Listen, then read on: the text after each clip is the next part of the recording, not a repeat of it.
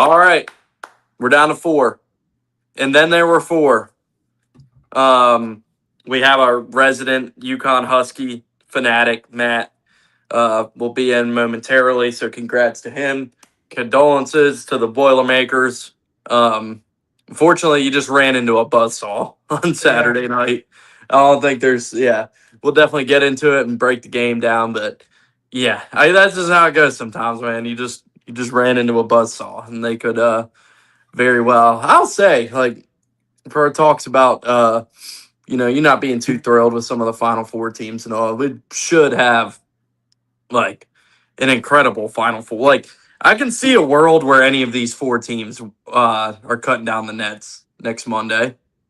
No outcome would surprise me. I think the champion will probably come out of that Illinois or that Michigan Arizona game, but you could sell me on a scenario on any of these 4 teams winning the championship. And obviously we had just absolute cinema in Washington, D.C. yesterday with Duke, UConn, and that game going down the stretch. And I don't know, it was just another, like, reminds you of like that Duke Houston game where it was just like a slow motion collapse that you're watching and you're like, wait, this isn't really going to happen, is it?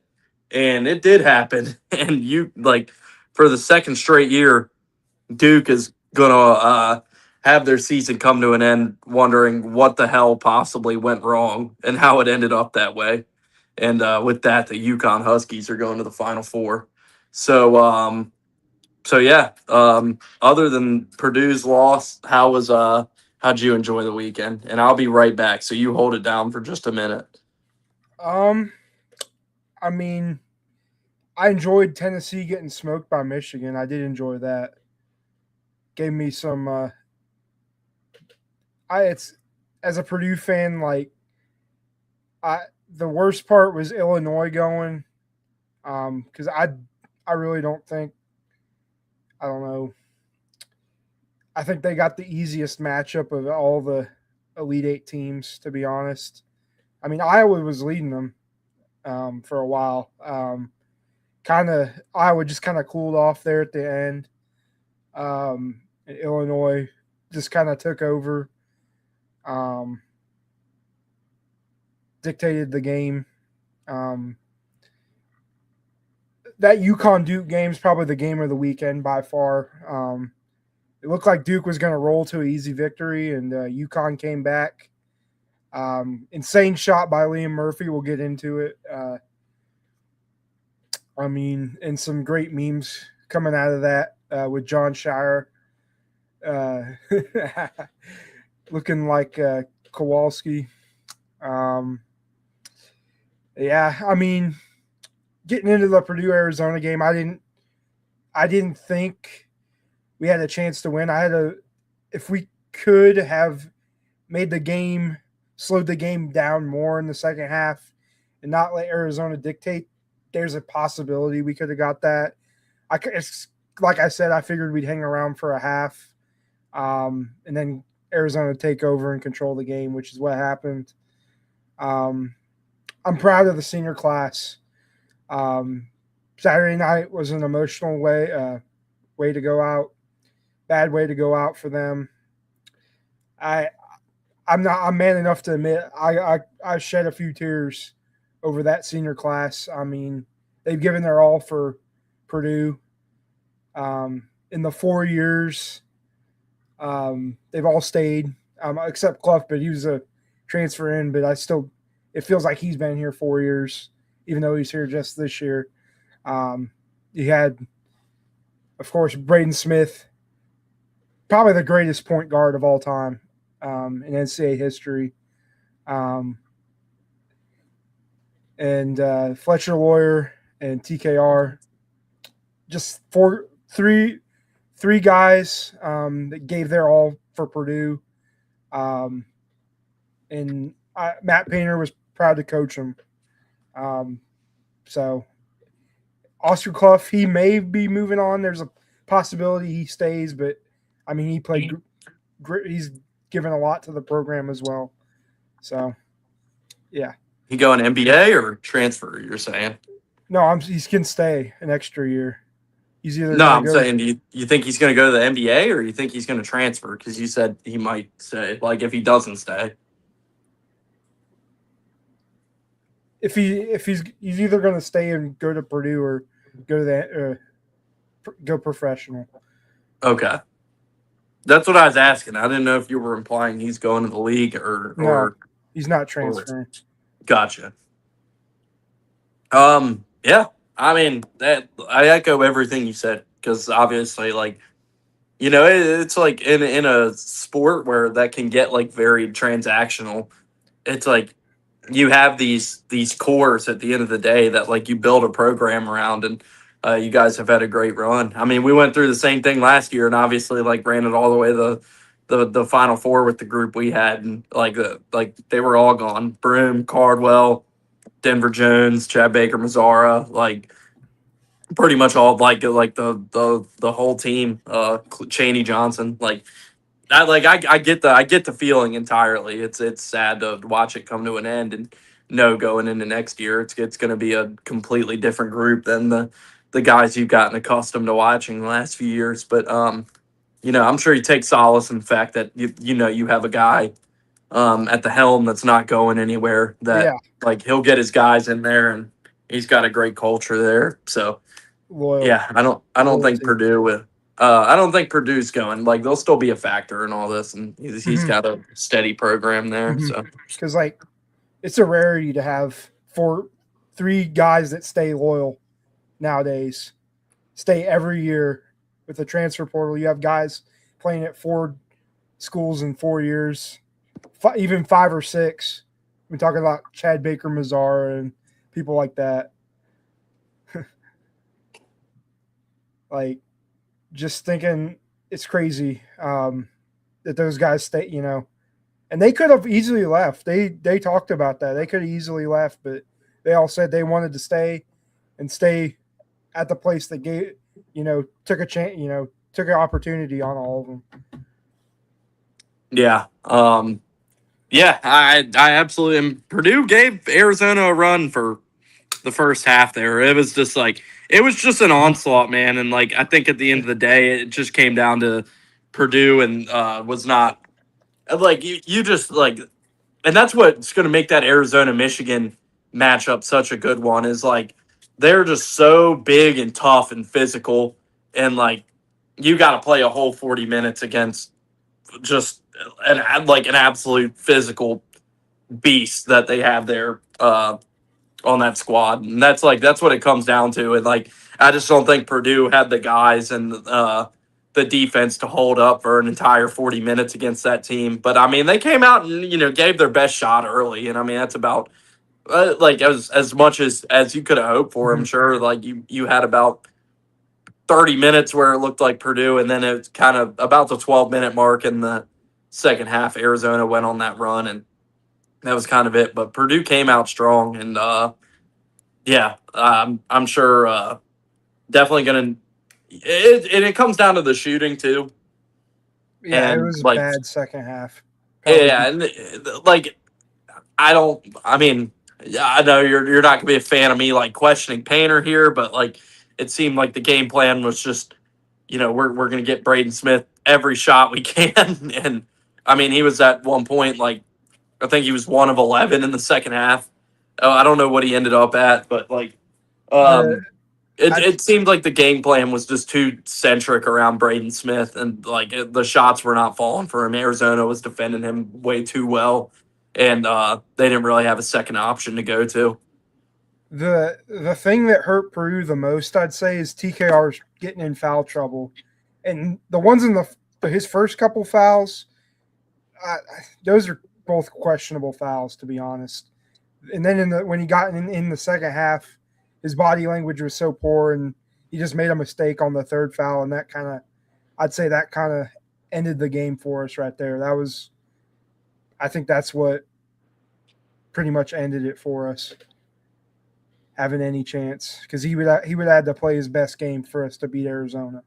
Yeah, but I don't know that Arizona Michigan game is going to be like I mean because you Yeah, saw it on Saturday like they got some beasts there in Arizona. Like that's, I mean, and Purdue like held up physically against Arizona for a while because that's like, I mean, and that comes from them playing in the Big 12 all year, and that might be what favors Arizona in the matchup against Michigan looking forward is like Arizona's used to playing like Big 12 basketball and with like they've been doing it all year and like I don't know if there's as many of those physical juggernaut teams in the Big Ten that Michigan's had to run into as Arizona has had to deal with in the Big 12 all year. And that's the thing is like they're not going to get out toughed and out physical by anybody in these They're matchups. And Purdue they're tried mo- to take it to them, but they just didn't have the guys to hold up. I I think Arizona is a more physical team than Michigan. Michigan, for all their athleticism, I they just kind of like if they're not getting the calls their way, they kind of throw their hands up and say, "Hey, we're Well, but you that's know kind of what impressed me rest on about their roles." like you say that and I think Arizona's probably a more physical team and they're more used to playing that style than Michigan is. But like we saw, like Michigan came out against Tennessee yesterday, and like we know, like Tennessee's one of the most physical teams in the country, and like they'll grind anybody down, and like it wasn't a problem for Michigan at all. Where Michigan came out and basically just bullied the bully in that game for uh, lack of a better analogy against Tennessee. Like they absolutely just came out and kicked Tennessee's teeth in that one. Like even Tennessee's physical style that they're used to playing that they can. I mean, they beat Houston earlier this year. Like they could play like that against anybody, and Mhm. like Michigan, like their physicality was no problem for Michigan. Michigan made easy work of them.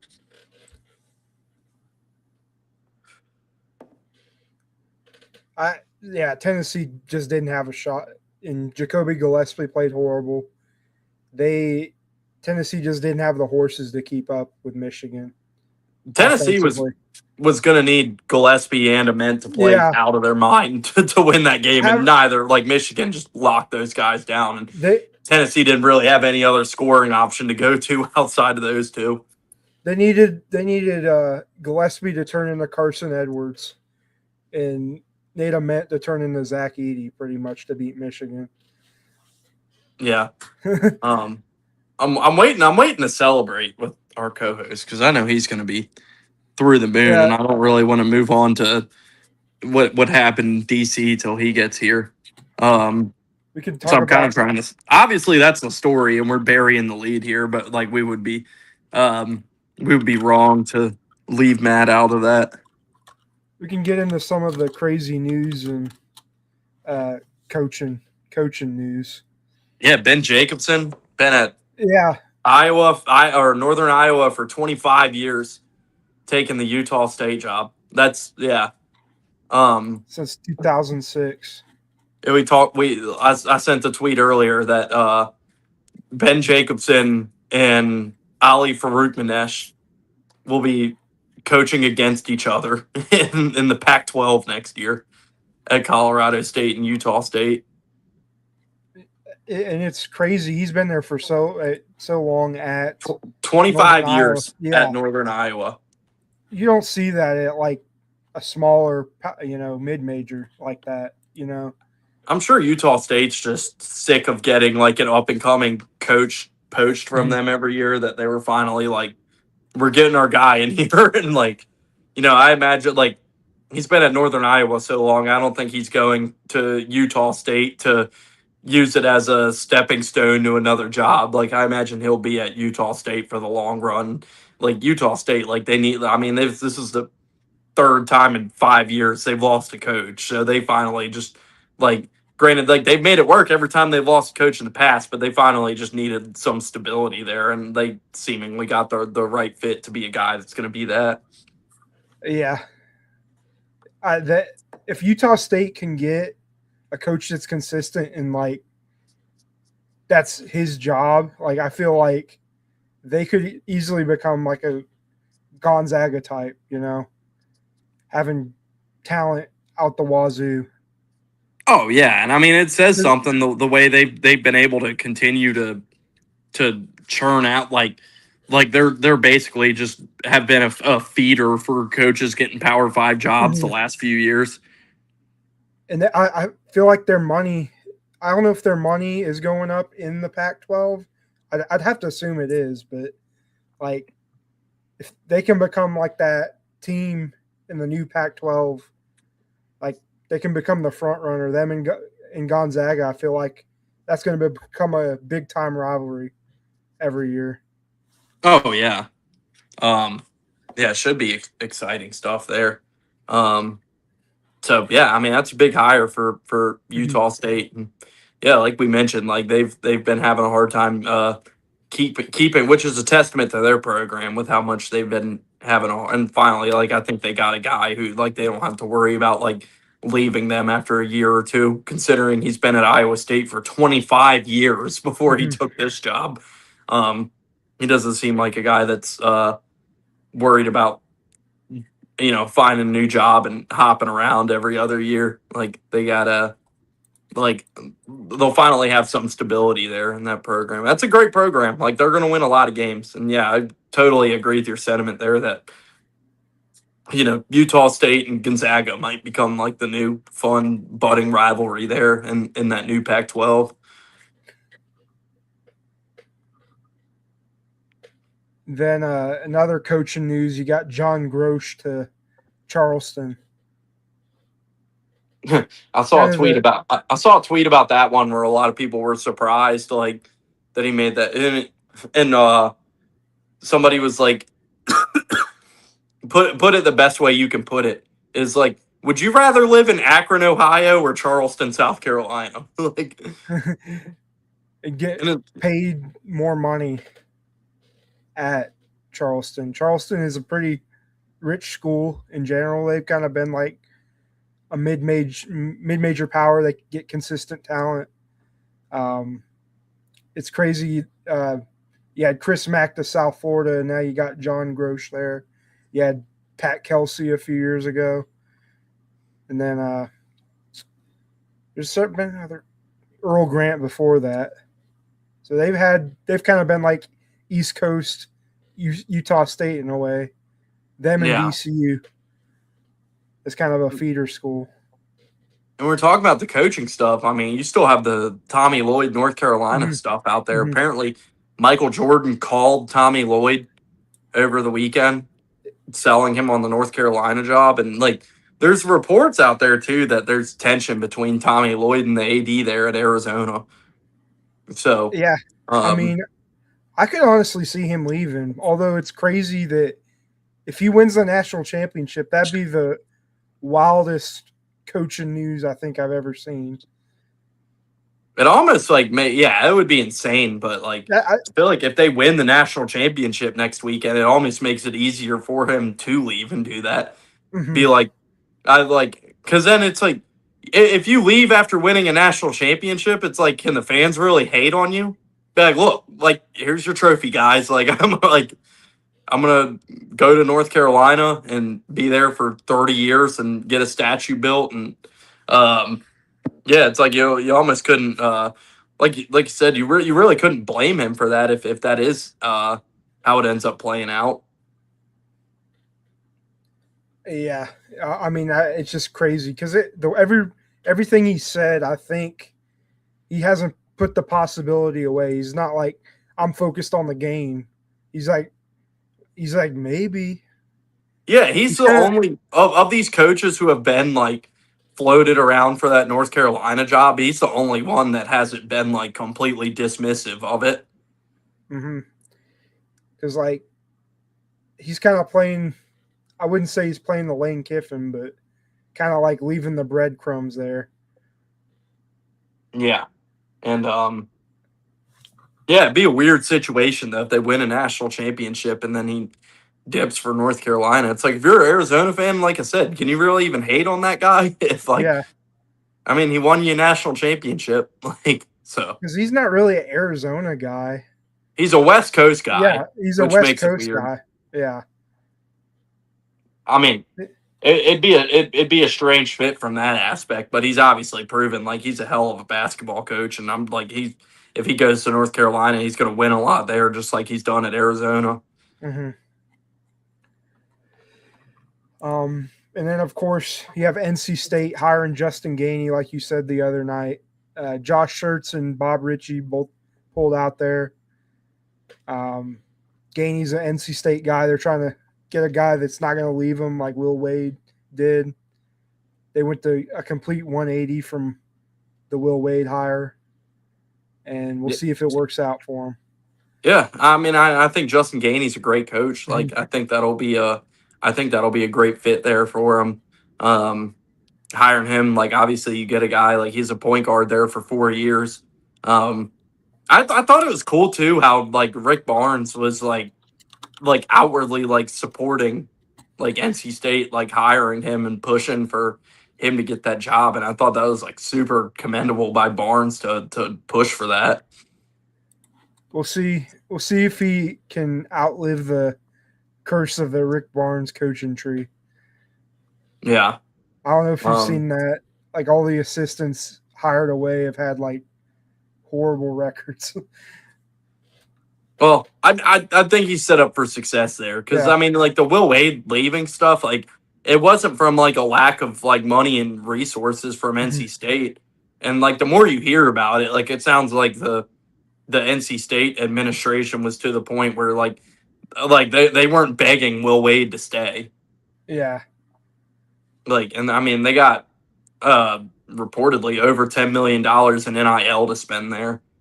So, I mean, they'll have a great pot of money to spend on the roster. So, like, I think NC State should be in good shape with Justin Gainey. And, yeah, like you said, like, it's a complete 180 from Will Wade. And, like, that's not a coach that they have to worry about leaving them in a couple years. Like, he loves NC State. He played there, and he's going to be there for the long haul.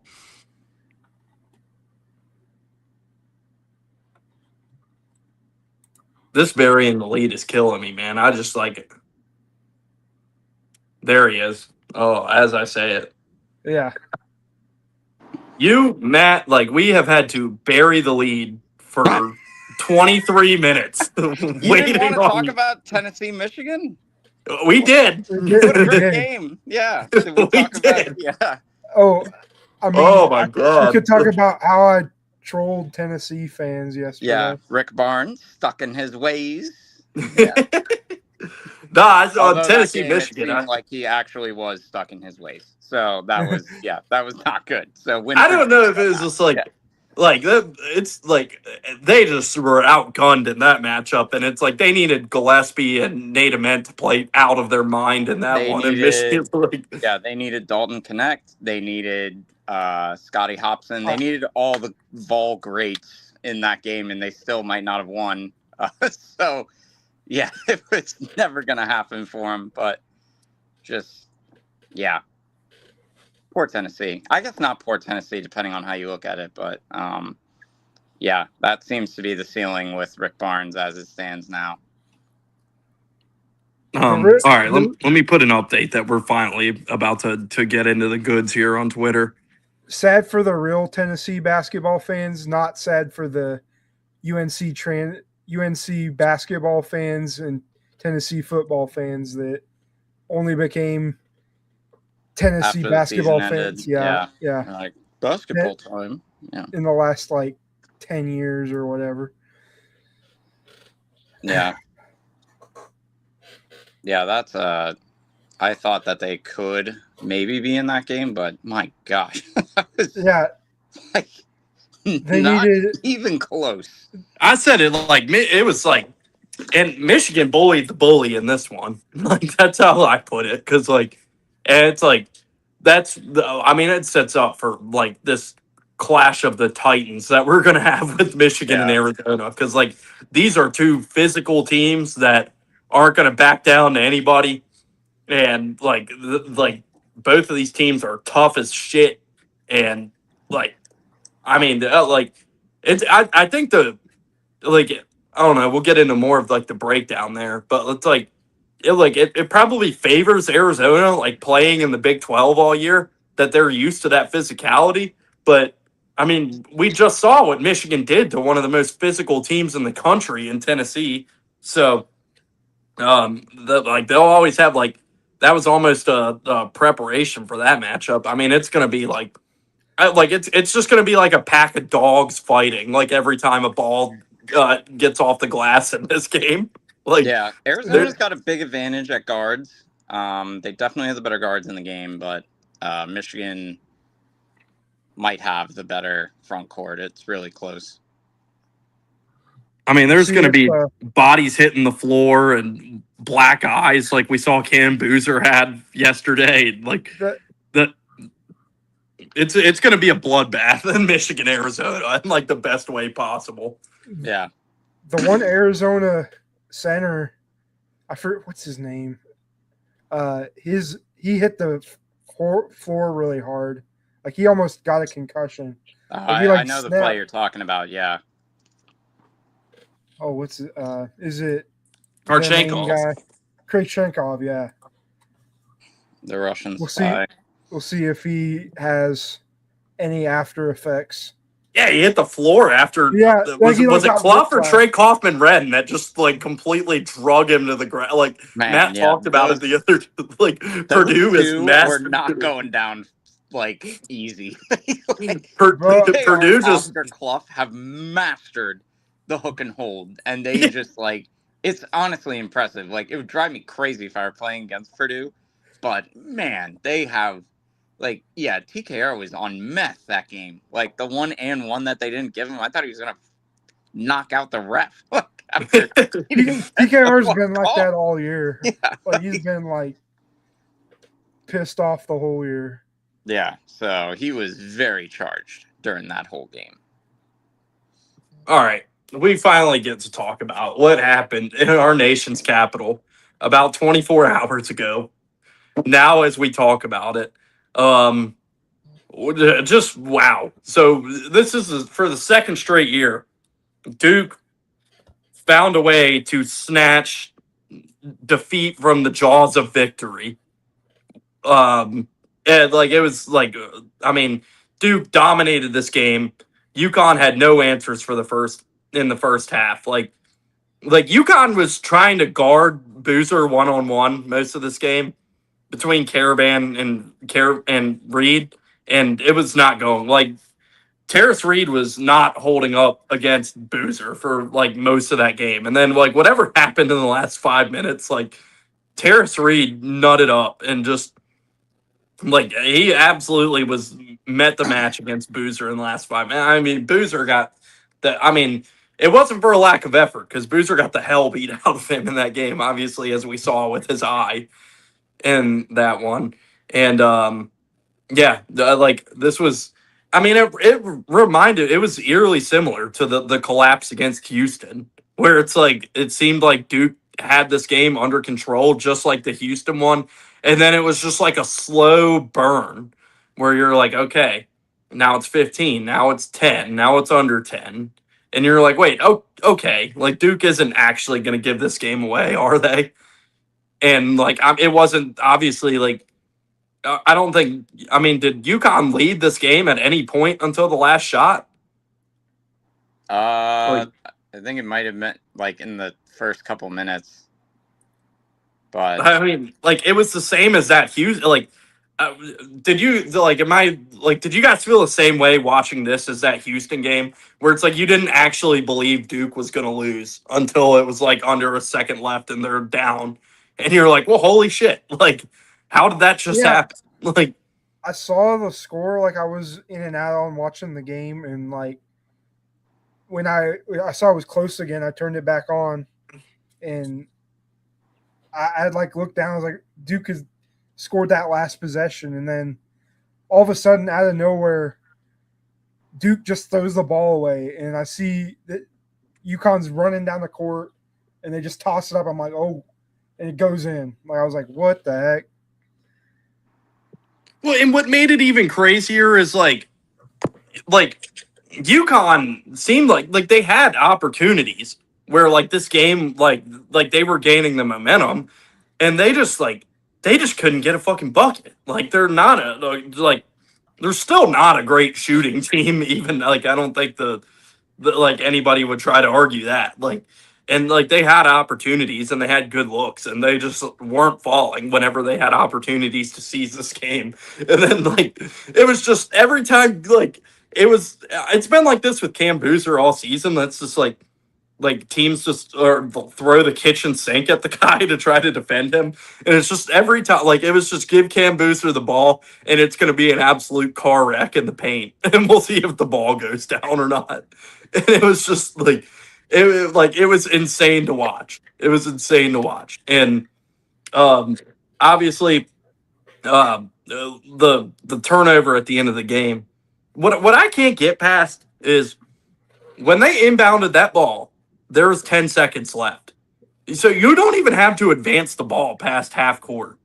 They could have stayed in the backcourt and tossed it around the whole time, and UConn either would have had to foul or the clock would have run out. So what the rush to advance the ball over half court when you're inbounding, like, and that just seems like I don't know if it was a lack of awareness on the players or it was Shire like not prepared. But like if you're inbounding with 10 seconds left, it's like what are like you don't take the backcourt by like there's 10 seconds left on the clock. You don't even have to advance it. Do you guys want to play a game with me that I've been doing for the last maybe 15 hours here? We can play a game called Things Caden Boozer Should Have Done instead of what he did. I mean, what do you think? I got travel. Do any of you have one? Anything? I mean, you like just hold the ball and get fouled. Yeah, like literally anything else besides throw the ball. I had drop kick the ball into the stands. Shoot the ball. Hit the ball. It. Hit the ref with the ball. Yeah, shoot it on UConn's basket. Maybe that would throw it at Dan Hurley. Like throw it to his dad in the stands. That could have been Get down on the ground and hike it to the cheerleader. Yeah, it's the single most shocking thing I think I've seen. I just want to say, like, I feel horrible for Caden Boozer. Like, I don't know if you guys, like, I genuinely feel terrible for the kid because he's always, like, his whole life, I'm sure, he's been compared to his brother, and his brother is just like, we don't have to beat around the bush. Now like, his brother's a better. Yeah. Well, like, and that's what I'm saying is, like, he's probably been in his brother's shadow his whole life. And then he just has this momentary lapse of like whatever happened there that now he just like he's going to have to live with that forever now. Like he's going to be back at Duke next year and his brother is going to be in the NBA. That's probably the last time like he'll ever get to play with his brother, and just made one of the worst decisions. Like you said, just could have done anything there, but it was a freshman mistake, and like I'd like, however you feel about Duke and like the Boozer hype and whatever, like I feel horrible for the kid because like that's gonna be tough to and like he was a man about it after the game. Like they were standing at his locker, peppering him with questions after the game, and like he was taking it, and I feel awful for Caden Boozer, like that happened. I mean, you do and you don't. It's like at the same time you see him on another State Farm commercial or something, and you're like, do I feel bad for this person? But yeah, I mean, it's coaching. I'm sure we'll get into a Shire discussion here soon, but yeah, I mean, he played a good game. He and his brother were both good in the game, and the way that game started, it became abundantly clear UConn could not stop Cam Boozer. So in the national championship 2 years ago, they basically went one-on-one with Zach Edey, and they were like, we're going to let Zach Edey do whatever he wants and have Donovan Clingham guard him, but we're going to shut off the shooting, and it worked. So I don't know if they felt as if they were going to try and do that yesterday with Boozer, where they were like, we're just going to stay home on the shooters, and we're just going to let Cam Boozer try and play bully ball with us. Strategy did not work. Yeah, I thought it was going to be kind of a runaway in the beginning of the game because of how effective the Duke offense was, and the Duke defense is so good that like it's hard to get back into games against them. But yeah, once the second half started, it just kind of slowly became more of a game. And I think like after the solo ball and one, that's when everyone started to be like, oh yeah, we're gonna win. I don't know how, but we're gonna find a way to win. And yeah, I can't explain what the last really 5 minutes were. And there are so many points in that game where it was coaching. Like, so it's 70-66. Duke's inbounding the ball. UConn presses. It looks as if Duke is shocked to see a press in that situation. They don't look prepared remotely for the press. And then Shire keeps yelling at them to advance the ball. So, like, every time they've been pressed, he wants them to advance the ball in the front court. If you go back and you watch the Houston game, he wants them to do the same thing. He wants them to advance the ball in the front court. When the famous turnover by Caden Boozer, they have Gongba and Isaiah Evans in the front court waiting.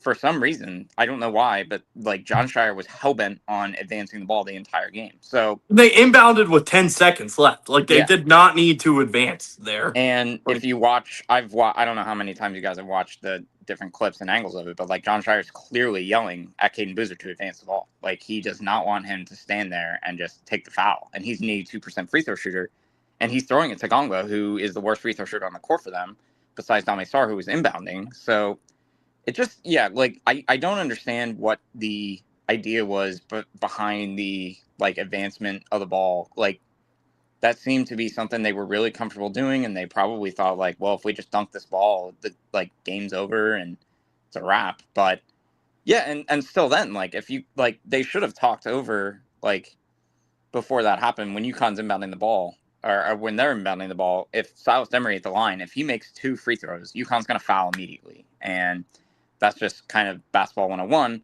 After that, once he made the second and it's a 2-point game, I mean, like, I don't know if they were prepared for him to miss or how they were going to go about it. But yeah, it was just a shocking turn of events, and they were trying to foul. I mean, they tried to go for the steal twice. Usually that's kind of how it works in basketball. You go for the steal the first couple times, and then if you can't get it, you foul.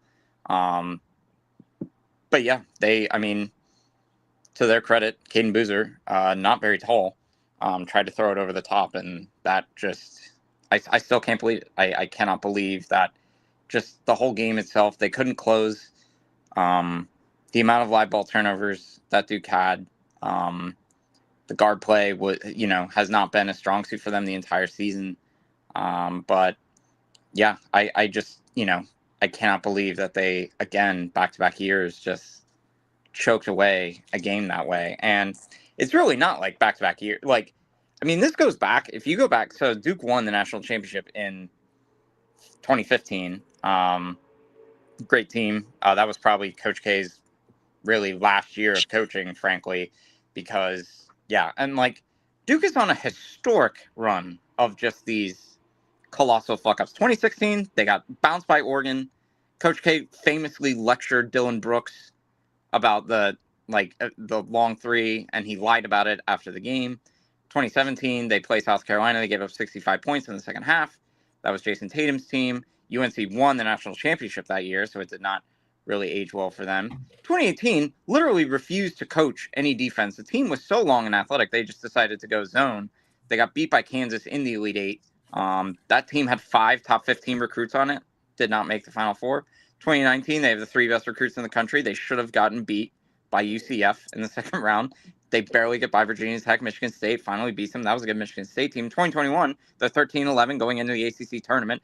Coach K is like, we have COVID. We're going to pull out. And they don't compete in the ACC tournament. They don't compete in the NCAA tournament because they wouldn't have made it.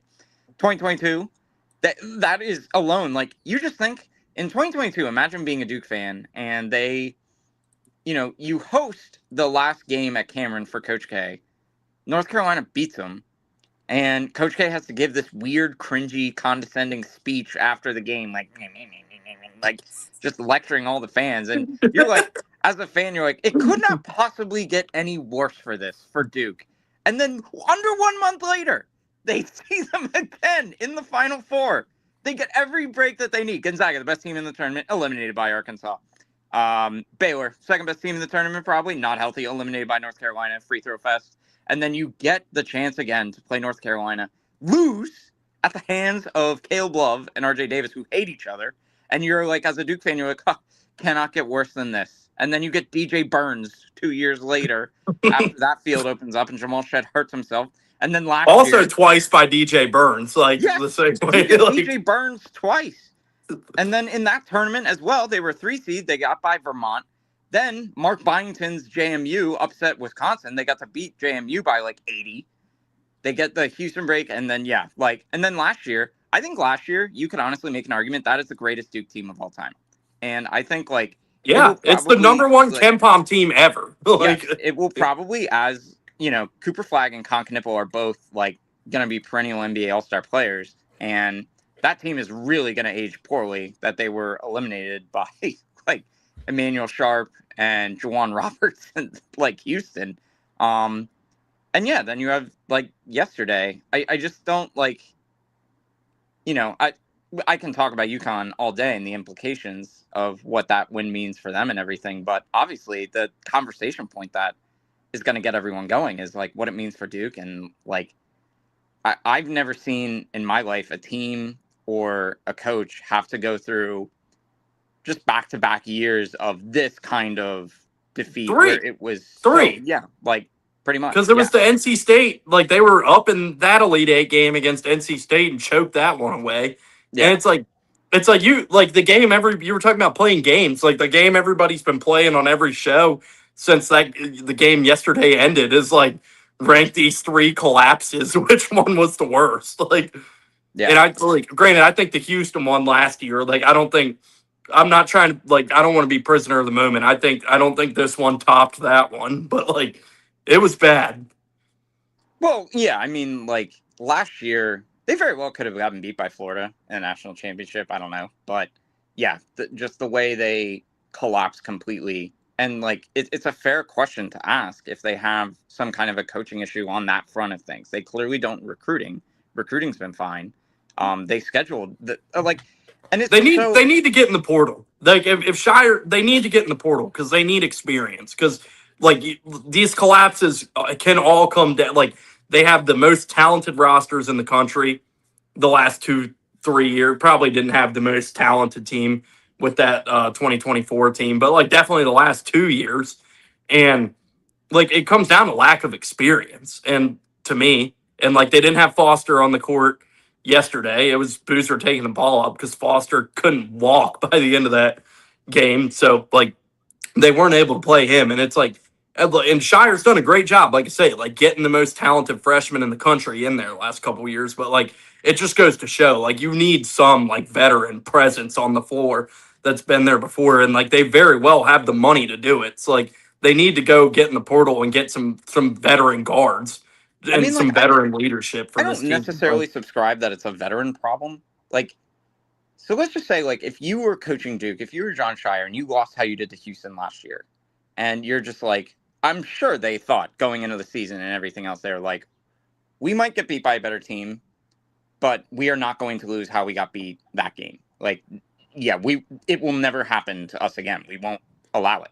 And it's just like last year's team being so talented, and Houston was a different animal entirely because like Houston was a situation where they had the incredible game at Fog Island where they refused to be killed. They had to be killed like 15 times and they ended up beating Kansas. The only loss of their season last year in regulation was to Auburn and then to Florida in the national championship. They were like an impossible team to kill. And Duke just was not prepared for the intensity and everything that went into that. Houston picked up a technical foul with 110 seconds left in the game, still ended up winning. And yeah, it's just like yesterday, like Alex Caravan was terrible until the last 2 minutes of the game. Braylon Mullins did not make a 3 until the biggest 3 that he's ever hit to this point. And, Solo Ball was terrible. So like UConn was 1 of 18 shooting and you lose. I don't know, like it's one of those things, like if UConn made half of their 3s, do they win that game by like 8 or 9? Is that a different conversation? But then like, you have a situation where they're not making any shots. And just the lack of like just in the stands, I can tell you that every time that sometimes basketball is like relatively simple. Like every possession that Cam Boozer did not touch the ball, like everybody like audibly either groaned on the Duke side or was like really excited on the UConn side of things. Like it was shocking that they just didn't play through him every time that they could, and the cross screens that they tried, like UConn started hunting them, and then Terrace Reed got a steal on him, solo ball got a steal on another one.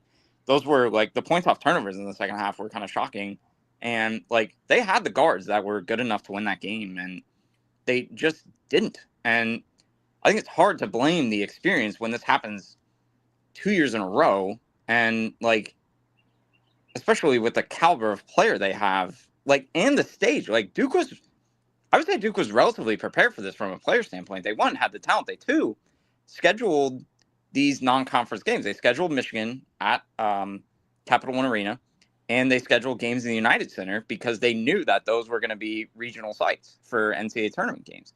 So they more than planned ahead.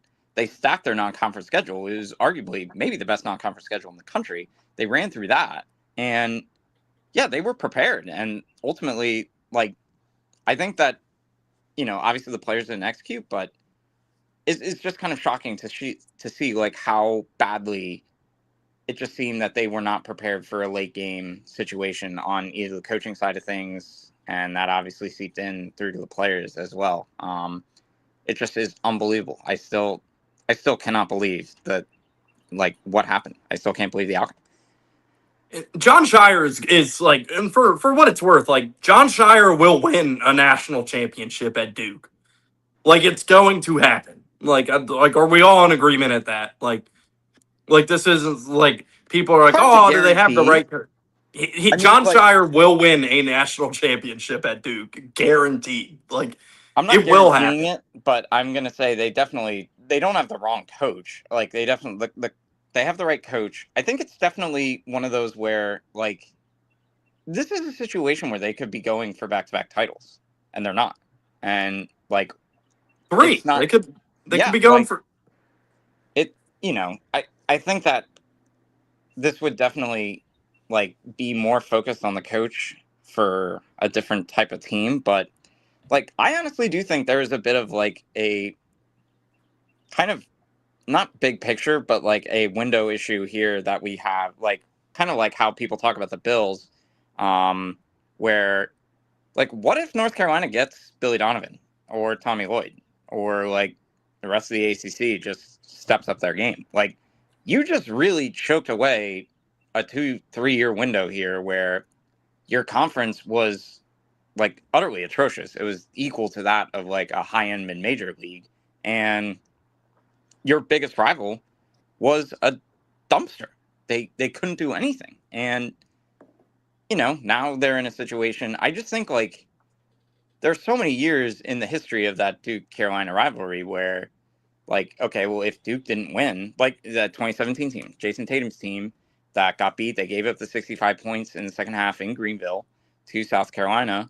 North Carolina wins that national championship. Like, those are the ones that really kind of eat away and sting at the Duke fans there. And it's like, you know, you have a window now where it was kind of clear sailing. Like the talent gap was pretty big. Like it was fairly big last year. Like Auburn, Florida, Houston were really good, but they didn't have like high-end Cooper Flagg or Con Knipple talent. And this year it was kind of similar. Like you had the best mismatch in the sport. It was Cam Boozer versus any college defender, and they somehow like they had the National Player of the Year back-to-back years. They're not going to play in the national championship game. Like I would be irate if I were a Duke fan knowing that information. Like, and somebody not has to answer with their job for John Shire, but I would be like, for a media member, I would be grilling him after the game. Like, what are you thinking? Like, I don't know. It's just like he clearly has like a game management issue. That's always kind of been his thing as a coach.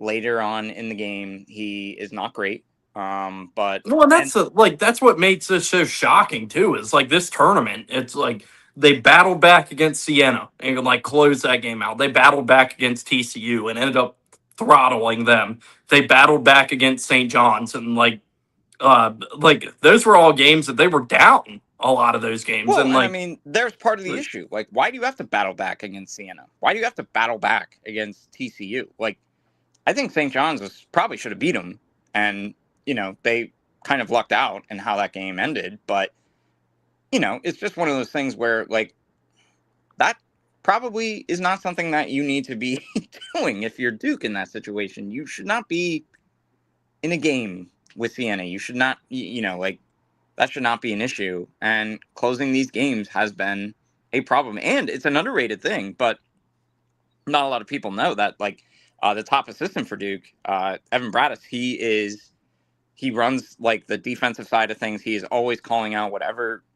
sets an offense is in. He's always calling it out to Shire, and then they'll adjust defensively. He's taking the Belmont job. So they have some staff issues that they got to fill out as well. So I think that Duke's kind of, they have to look in the mirror for quite a while on the coaching side of things, especially for Shire, that you get beat this way to arguably inferior teams, and the other team's coach just kind of pantses you at the end of it. And in UConn's case, their best players really didn't play that well. Like, unless, I mean, Terrace Reed might be the best player in the NCAA tournament thus far, and without him going crazy, and then the rest of the guys shooting so poorly, like, and they still beat you.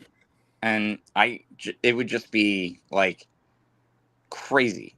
Like, I don't understand how they allowed that.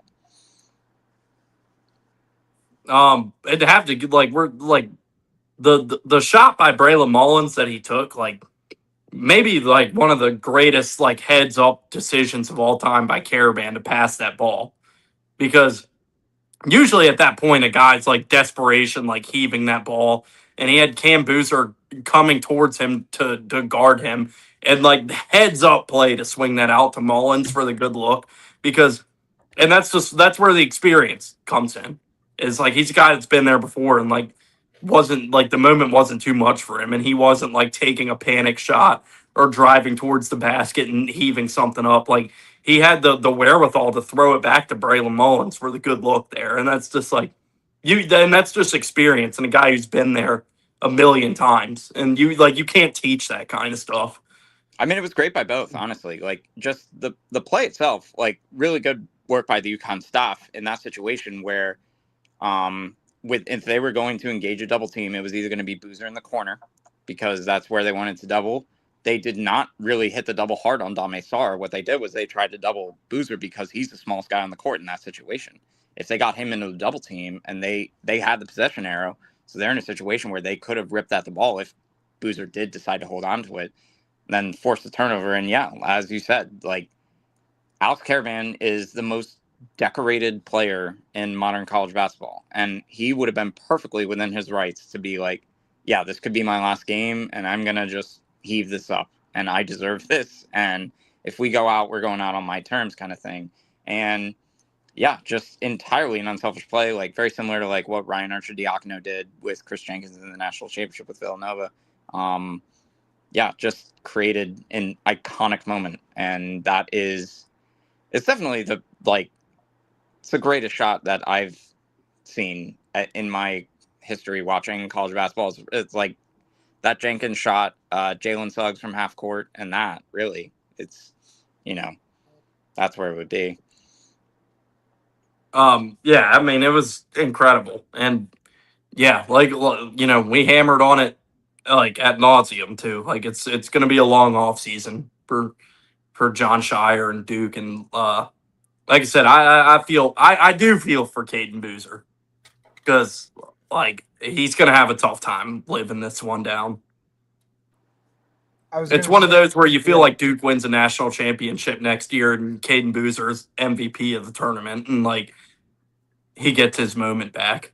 Like it feels like that's where, like if this was a movie script, which obviously it's not, like that's where this would go.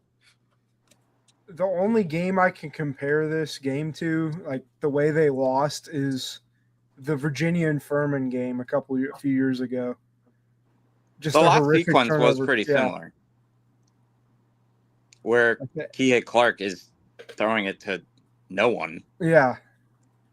That must have been fun for you after Kihei Clark had the pass of his life against Purdue. He can't know where to throw it against Furman. Yeah.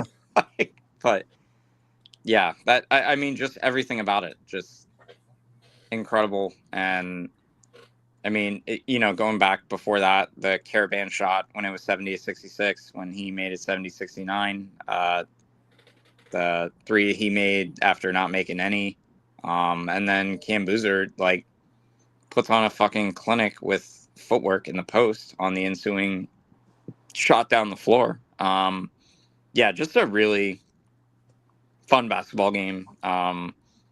Just a great show all the way around. And it's like, I'm sure TV obviously did it more justice probably because, when you're there, you are like, no one is there to describe to you like what just happened or like how this happened or anything. And like, it was crazy. I cannot, again, I will say it forever. I cannot believe that happened. And Did you just black it out means after the game or what? Because we didn't hear from you for like 3 hours. No, you did not. after the Yes, game. it was incredible.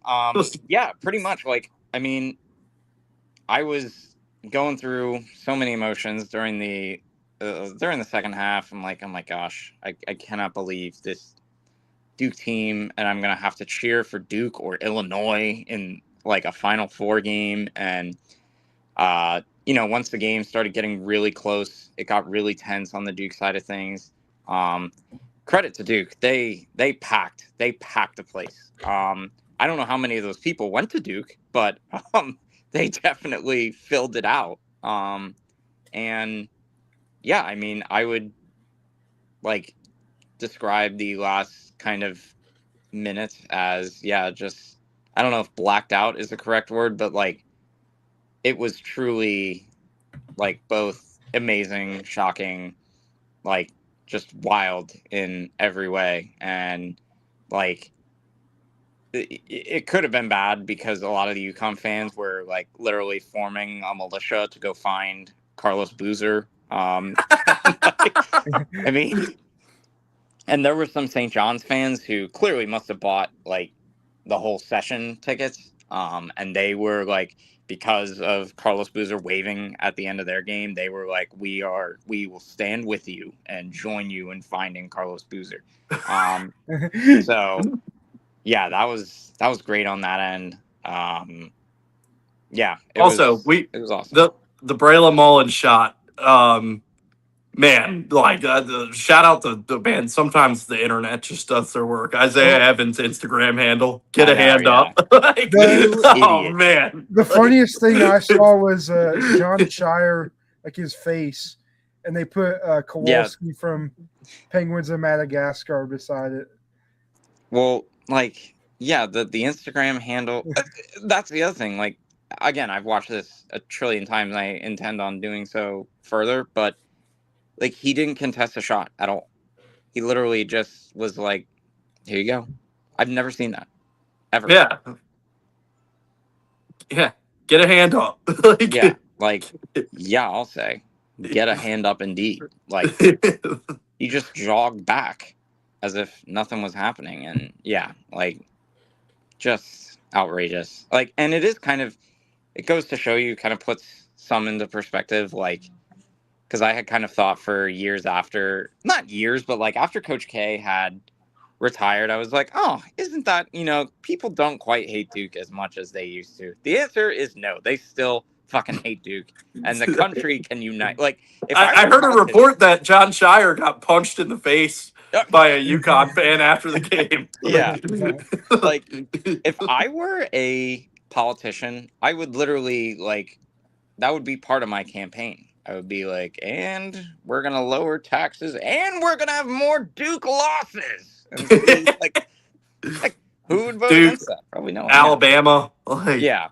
So, just incredible stuff on that end of things. And I, again, still cannot believe that happened. So, it was like a full-on euphoric stage, and then some of the Duke fans were like, well, we fucking lost, And then others were like, no, Leitner time's on the clock. We still got it. And like pretty much everyone was like defeated. All of the Duke fans were like, yep, that will do it.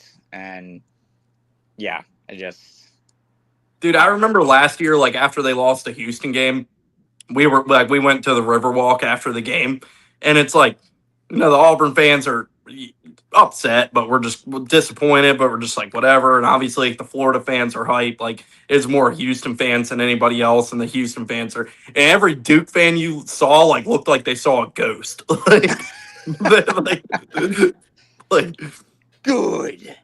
Yeah. Yeah, it's just, and that Shire face is going to be memed forever. Like, just so many things that come from that. That's the look of a man that he has like every like slur and curse word he knows like going through his brain in that moment. Yeah. Like he was probably like, I'm gonna go over here and kill Dan Hurley. Like, yeah. Well, I don't know. He's probably gonna kill Carlos Boozer, Caden Boozer, Mrs. Boozer, the Isaiah Evans, Dan Hurley with like the coat like halfway off his shoulder, like headbutting the referee after that shot on him. Like that was like, I love Dan Hurley, man. I love the guy. Like the sport, like for like the coaches we've had retire the last few years, and like a sport that like really needs like an identity and a face of the sport. Like it is Dan Hurley. Like the sport would not be what it like. We need Dan Hurley in these big moments just for college like it's just great for college basketball, whether you love the guy or hate the guy. Like Dan Hurley is that guy right now, where it is just whatever is happening with him is entertainment. It's the story. Like he's literally, like I said it yesterday, like he's the best basketball coach on the planet, period. Like I don't even know how you argue that right now. Yeah, for sure. I mean, it's definitely him, and I don't think he has any kind of an equal currently. I don't think he does, and yeah, I mean, whatever you think of him, he's super authentic. He's unapologetically himself. I think sometimes that's what gets people like, I don't know. I don't know if Jacob feels this way also, but like whenever I see Dusty May, like it's kind of like a little nasally and like kind of slimy. So I'm like, bro, he's got mad like, I'm gonna tell the teacher, ask where the homework is at energy. But yeah, like Dan Hurley's just himself, and like I like how he's who he is. I don't care for sometimes when Dusty and he's like, oh shucks, like like we love you, Axel. Like he loves coming. Yeah, like I just he's the best, and he's definitely like an older soul for the sport for sure. Like he kind of has that like edge to him that most newer coaches, new age coaches, I guess I should say, don't. Can you imagine if he took that Lakers job? Would that have just been the worst thing ever for college basketball? It would not have been good for. Yeah, it wouldn't have been terrible for college basketball. It would have been not very good for him, probably, because I don't think he could get away with coaching like anyone on the Lakers the way he coaches guys at UConn. Like it would have been like Beeline when he went to the Cavs. Like Luka Doncic would have like probably wanted him fired on the spot the minute he asked him to defend or something, and like definitely would not have worked there. And we didn't mention on the last play too. It's just like it's we say it in football all the time, but it's like it's true in basketball too. It's like the game of like if Silas Demery's the tip of his finger was like a couple like half an inch shorter, like we're not even talking about this right now, and Duke wins that game still. Like because Silas Demery barely gets a finger on this thing, and that's like the only reason we were even in this situation. I mean, there's so many big guards, man. Yes, like, that's the UConn way. Yeah, if Silas Demery was 6'1", like we're not having this discussion right now. They also, I don't know if you guys saw the Duke radio call was legendary stuff. I've not seen that yet. That is amazing because they like the guy basically wanted Malachi Smith. He was like, Malachi Smith just ran onto the floor. That's a technical. And Malachi Smith was on the floor the entire time, but that's just Quaid line. Yeah, I'll have to send that at some point. But yeah, just all-time stuff there. All-time stuff. And I think it's weird, like, that was what I was saying yesterday. Like, gosh, how many people, like, after literally 5 games of the tournament are like, "Bah, this tournament sucks." like, we hate it. Like, I don't like it. I wish the Bison beat Michigan State or something. Like, Maybe Jacob. yeah, but like, no, these games, this tournament delivers every time, every single year. And yeah, these are the games that you get when there aren't if Siena beat Duke, which I still would have rather seen. Full disclosure, if Siena beat Duke, that would have been incredible. But I think it's a new reality where it's like this, and I mean, not that it's not always been great, but like this weekend, the Sweet 16, Elite 8, the second weekend is the best weekend of the tournament now. Like, Yeah. whereas like it used to be the first weekend and all the upsets and the madness, and then like, you have your like whoever Harvard gets through and gets beat by 40 by Kansas or was it Cornell like that I'm thinking of like Yeah. and stuff like that where it's like a cool story and then like Florida ends up Gulf Coast, yeah, and it's like now it's like Princeton. when you don't have as many of those upsets and maybe you don't, which I do think we had a great first weekend this year, but like when the first weekend isn't like the calamity that it used to be, it makes for like just all-time weekends like we got like these last 4 days with the Sweet 16 and Elite 8, and it was like, well, really, like granted, like the Elite 8, like we did get a couple stinkers in there, really, like all 3 of the other games ended up being runaways by the end of them.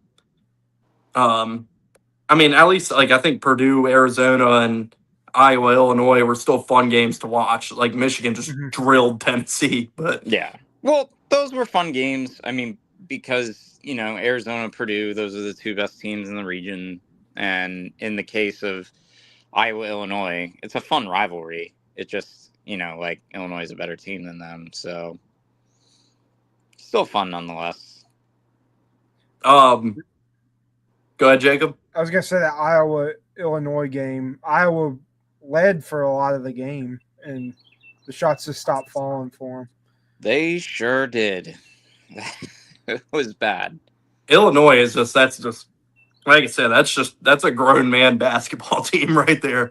All 4 of these teams in this Final Four, like these are like grown men, like fucking. Like I would not want to get in a bar fight with these 4 teams that are left. Like, and it's like we've seen kind of like a shifting of the guard in the sport almost, where it's like all 4 of these teams. It's not like who can knock down the most 3-pointers and who has the best shooters and who has the best guards. Like all 4 of these teams, like these are just grown men, physical teams with bigs, super well coached. Also, yes. Super well coached who could punch you in the mouth, and it's like that's clearly the blueprint to win in this sport right now is positional size, physicality, and some shooting too, where it's not just like I feel like we went through like a run there where it was all about guards who can have the best shooters and stuff, and now like this college basketball has swung back to like it's the bigs, it's physicality, it's coaching. And like that's how you win. Yeah, there are many ways to, still win these titles and win these games. I mean, I would, like aside from the Baylor team in 2021, that was just like a literal bomb squad of shooters. Yeah, I mean, most of these teams are still winning with size, and the NBA game has not really like trickled down into the college game fully. But yeah, it's still, good guard play is still important. But yeah, like just all the coaches and like the uniqueness of the systems that they have their teams playing. Yeah, there's no tournament like it. It's the best tournament in the world for sure. And like because of that, like, and before we move on to like a quick preview of the Final Four, before we wrap it up, like, Me and Jacob talked about Arizona, Purdue at the. Do you have, since you joined late, do you have any cleanup from any of those games you want to add, or like? No. I mean, like, I will say, I wanted to tell Jacob, I know a lot of people who were at the game because it's a train ride down from Palo Alto to San Jose, and they said Purdue was very well represented. But at the same time, unfortunately, like, I don't know if it's a issue that you've already talked about for Purdue, but I feel like depth is something that they're going to have to address going forward, because the Arizona depth was so much more than theirs. And like when they played best on best, it really seemed like Purdue was hanging around with them and everything. It was just like when Purdue got into foul trouble, the difference between Daniel Jacobson and like the guys coming in off the bench for Arizona is a bit different. But Jacobson and Benner were unplayable. Yeah, against Arizona. I am of the opinion we need to go in the portal, find the longest guys you can get. I know we're getting a few, like we're getting the Chinese guy. He'll be help at the 4, and I mean Caden Pierce is going to be a great athlete, at least at those positions.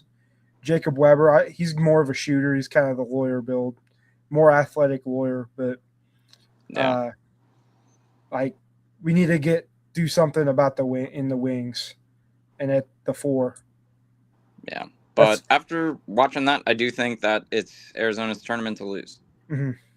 Arizona, Michigan's just that's gonna be a game. I'm like we're talking about possibly making the trip out there for it, and like that's I'd like, other than like maybe like the UNC Duke, obviously for rivalry reasons, like just from a straight basketball standpoint, might be the most excited I've ever been for a national semifinal matchup in this Michigan Arizona game. Like that's just going to be a grown man physical basketball game. Like, yeah, I mean, both of these teams, like they rebound. Like Arizona and Michigan, like you could see it in both of their semifinal games. They're just relentless. Like they're big, they're tough, they're physical. They rebound their asses off, and like they match up super well with each other. Like they can go position for position with each other. Like neither of these teams, like the rebounding is so big for both of these teams, and they match up so well on the glass that it's just going to be a bloodbath fighting for those boards. And like I'd like, what a semifinal. Like I said, like this might be the most excited I've ever been for a national semifinal matchup in this Arizona Michigan game. Yeah, I mean, it's going to be an intense game either way. The way Arizona came out against Purdue was like, wow, this team's good. Like, just how quick they are. Like, Michigan kind of has the same thing, but not to the level Arizona is. If Michigan's going to win, Yaxel's going to have to score, have a huge game, 100%. And so is Elliot Cadeau. Like, if Elliot Cadeau has a stinker, Michigan's not going to beat Arizona. I think that's where Arizona has the advantage over Michigan is the guards. Their guards are much better than the Michigan guards, and that is probably going to be, if Arizona wins, that's where they're going to have won it, is in the backcourt, and their guards just being better. If the bigs cancel each other out and it becomes a guard game, that should favor Arizona pretty heavily. And then UConn, Illinois, the other matchup. We saw this matchup in the regular season, rematch of the Elite Eight a couple years ago, and we know how that went. Illinois, surprisingly, clocks in at a 2.5-point favorite in that one, which I was not expecting. But Illinois favored over UConn here. But yeah, like we talked about the other day, it's like we get to really, like now versus Dan Hurley and UConn again, we get to see on the biggest stage this Brad Underwood reinvention of his program that I've talked about on the biggest stage, and see if like, like it ain't like there ain't gonna be no 31-0 run in this game. Like we know that, and like just it's another one. Like this will be physical. Like we know Illinois, that's a grown man basketball team. Yeah, what do you guys think about that matchup? Go UConn. That's what I think. Yeah, I mean, first of all, this is UConn kind of handled them when they played in Boston.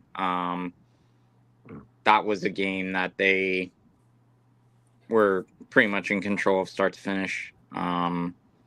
When I think for Illinois, I think it's going to be a situation where they're going to need Keaton Walker big time because I think that is the only really competent guard that they're going to have in this game. If that's a situation where they're going to need him to make shots. And Illinois should have an advantage on the glass rebounding. They are the tallest team in the country, so they should have an advantage with that. I think UConn's a tougher team. I think they're a more physical team. I think when the rubber meets the road, their offense is more sustainable than Illinois' offense. I think that they're going to get much better looks.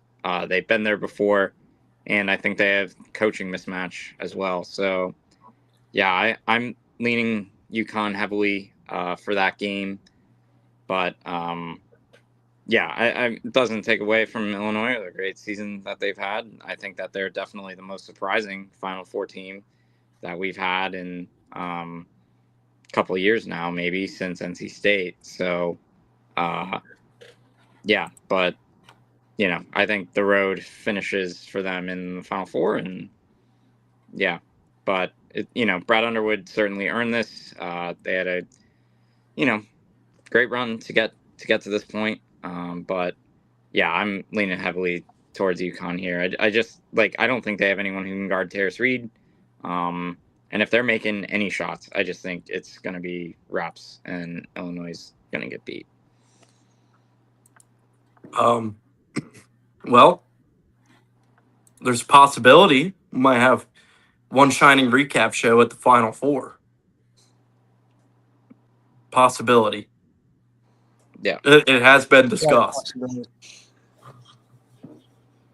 What Matt? What are you? Me and Jacob have already talked. I know Jacob's going to be in Indiana, so. But what's your percentage looking like? I will know more tomorrow. But I would say 40% maybe. I don't know. I'll take those odds.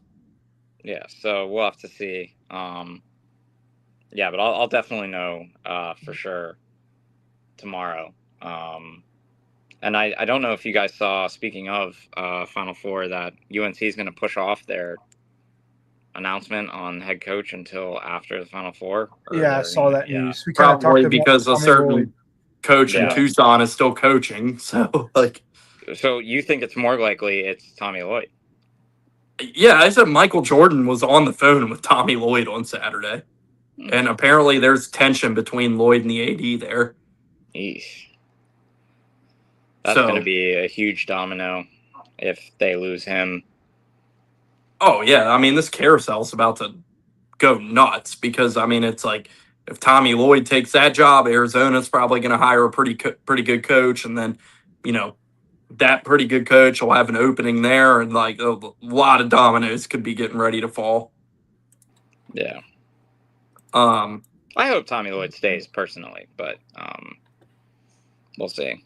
We talked about the start of the show, by the way. How about the fact all these years later, we're going to get Ben Jacobson and Ali Farouk-Manesh as Pac-12 rivals coaching against each other. It's crazy. I honestly am kind of shocked that Ben Jacobson's leaving Northern Illinois. He's been there so many years. 25 years. Yeah, he was a really successful coach there for them, and just the amount of jobs that have opened up in the past few years. I'm surprised he's taken this one. I know his name was floated around for Nebraska when that was open, for Iowa. And I'm surprised this is the one that he ultimately settles on. So good for him. He'll do a great job wherever he goes. He's a great coach. And then that Pac-12 stuff is pretty wild. So, yeah. And for Northern Iowa, that was kind of a fixture. They'll always have that second round game in 2010 where they beat Kansas and the Jesperson half court shot. But shout out Ben Jacobson. That's pretty cool. So yeah. Yeah. Anything else from you guys before I wrap it up? I think yeah, all good. All right. Well, hell of a show, hell of an Elite Eight. Just got an awesome Final Four. Yeah, like just as a basketball fan, I'm very excited for these matchups and the four teams we have in Indianapolis. I think we're gonna get some off. Like any of these, like I could like see a path of any of these four teams winning a national championship, and it's not always you go into the Final Four saying that, but I think it's comfortably the second straight year where like you can go into the Final Four and like you can make a case for any of these four winning a national championship, and that's awesome. Yeah, good for the sport for sure. So we'll be back. We'll figure out what day later this week. Maybe we'll all be in Indianapolis, and our next show will be a lot for the first time ever. The three of us together, hopefully.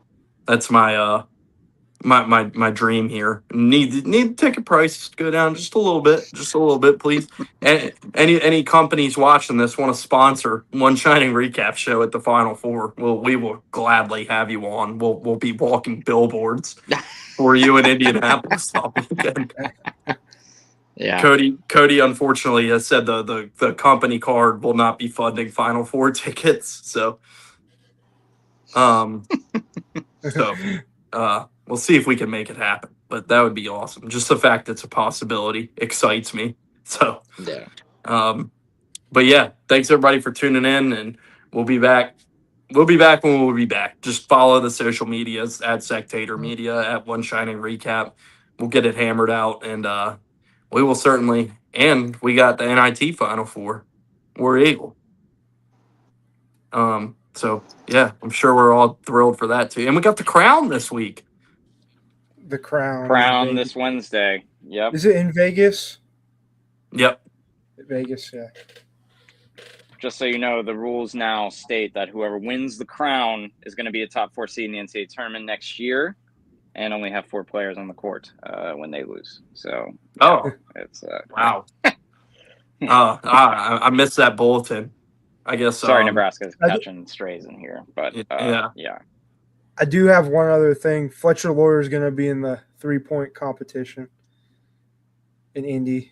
Oh, I forgot they did that stuff. Yeah, they do dunk contests. 3-point and dunk contest. Yeah, that'll be some good stuff. So, but yeah, thanks everybody for tuning in. Follow the socials. We'll be back, and until next time.